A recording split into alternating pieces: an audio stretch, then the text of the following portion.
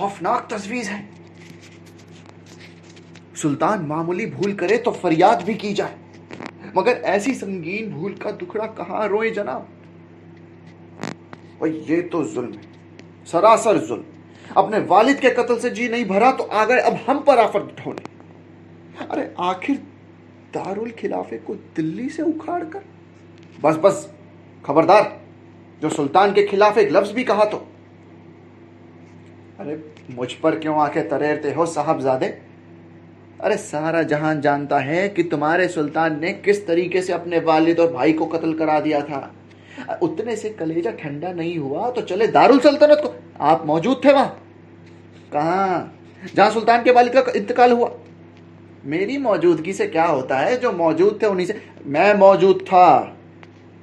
सुल्तान, उनके वालिद और भाई लकड़ी के बने मचान पर बैठे शाही फौज का जुलूस देख रहे थे। उसी वक्त अजान की आवाज सुनाई दी और खुदा तर सुल्तान नमाज के लिए मचान से बाहर आए। इत्तफाक से जुलूस में एक मतवाला हाथी अचानक से मचान पर चढ़ बैठा। बस बिजली की कड़क जैसी आवाज हुई और मचान लहराता हुआ जमीन पर आ गिरा। बेचारे सुल्तान के वालिद और भाई दोनों मलबे के नीचे दबकर मर गए। खुदा का करम मानो कि नेक दिल सुल्तान बाल बाल बच गए। अच्छा भाई साहब, अब मगर नेक दिल सुल्तान को उसी वक्त बाहर निकलने का इल्म कैसे हुआ होगा? अरे आप नहीं जानते कि हमारे सुल्तान नमाज के किस कदर पाबंद हैं। हाँ हाँ, बखूबी। दिल्ली के बाशिंदों को डंडे के जोर से नमाज में हाक देने का वो पाक काम और कर कौन सकता है? मगर ताजुब की बात तो ये है जनाब कि उस हाथी ने भी नमाज की पाबंदी सीख ली।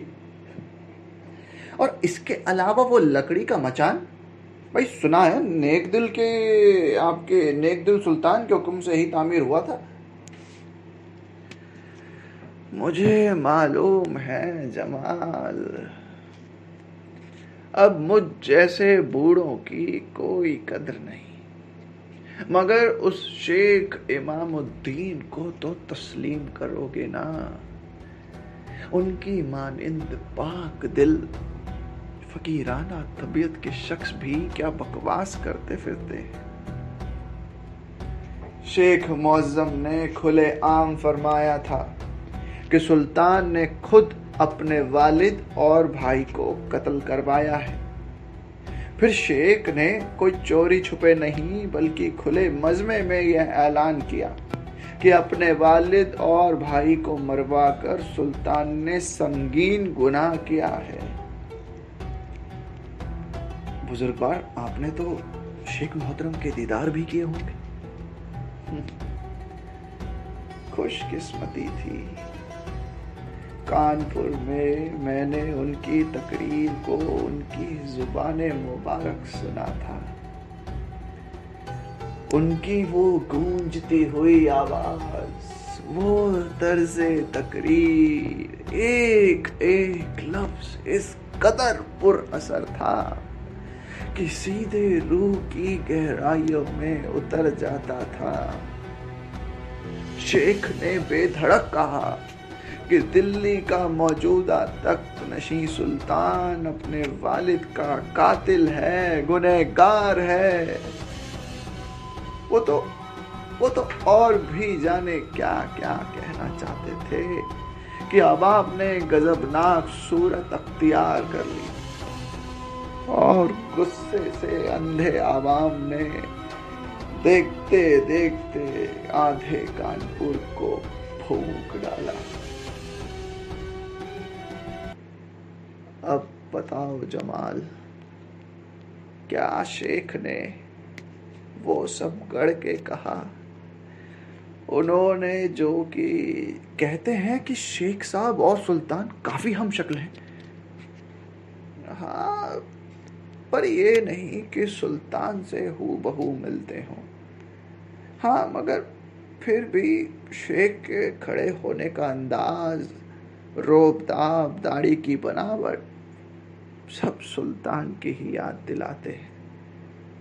जब भी शेख सुल्तान को भला बुरा कहने लगते तो लगता गोया सुल्तान अपने आप को ही कोस रहे हों। हाँ, तभी तो तकरीर का ये चस्का भी शायद शेख मुअज्जम से ही हमारे सुल्तान को लगा होगा।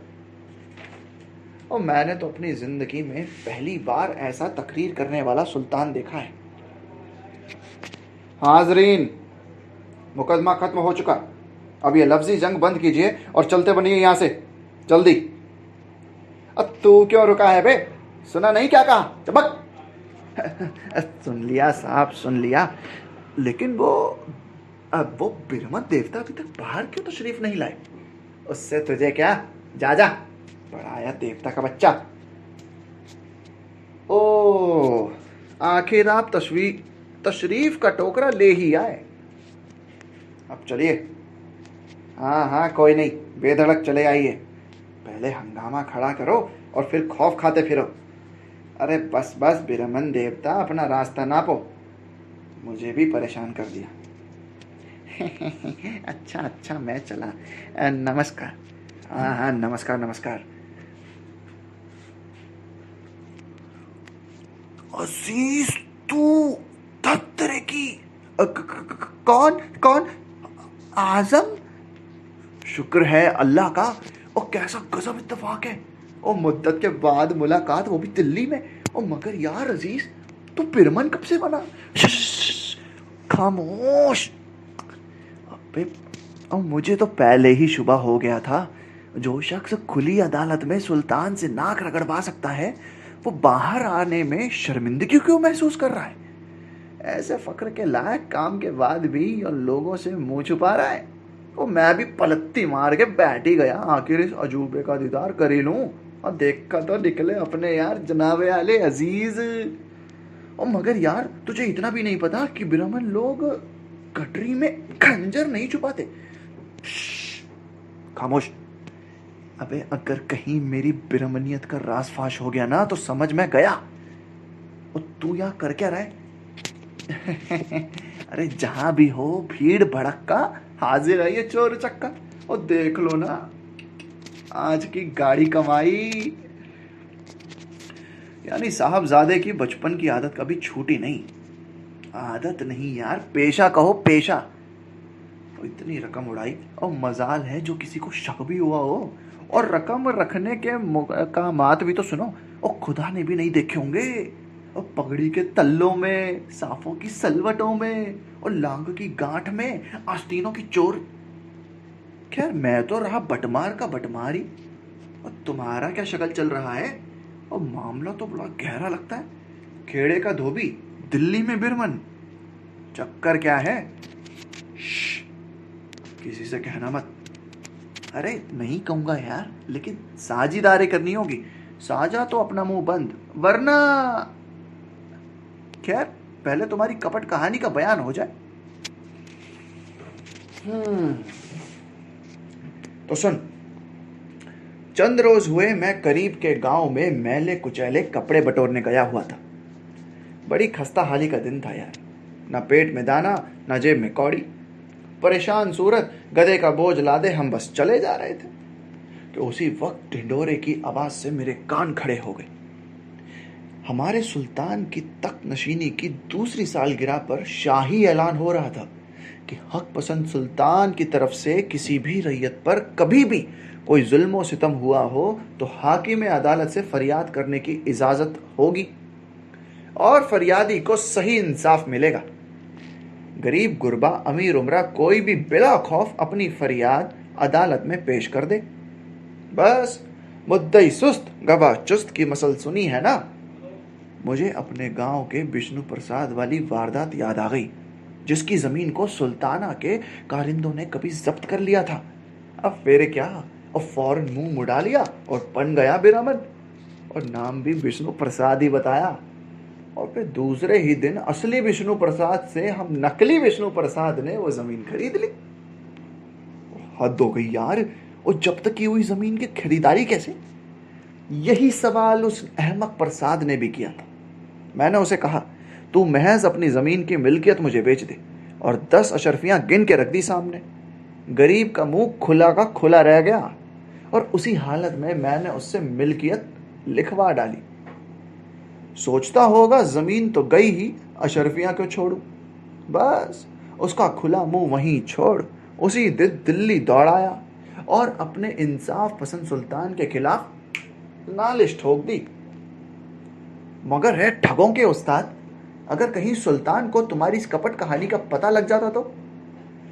और एक बात मैं अभी भी नहीं समझा, आखिर तुम बिरामन ही क्यों बने। अरे यार, जाहिर है सुल्तान को अपनी इंसाफ पसंदी और गैर जानिबदारी को साबित करना था। अपनी रियाया पर वो जाहिर करना था कि हिंदुओं के साथ भी बराबरी का सलूक करते हैं। अगर मैं मुसलमान होता तो सुल्तान इस सुनहरे मौके से महरूम रह जाते ना। सुल्तान भी मुसलमान और फरियादी भी मुसलमान। अरे सुल्तान को अपनी इंसाफ पसंदी और गैर जानिबदारी जाहिर करने का मौका कहाँ मिलता। अब एक बिरामन पर सुल्तान की दरिया दिली की बारिश हुई तो सुल्तान खुश, आवाम दंग। क्यों, तुमने यहाँ इकट्ठा हुए लोगों की तरह तरह की बातें नहीं सुनी।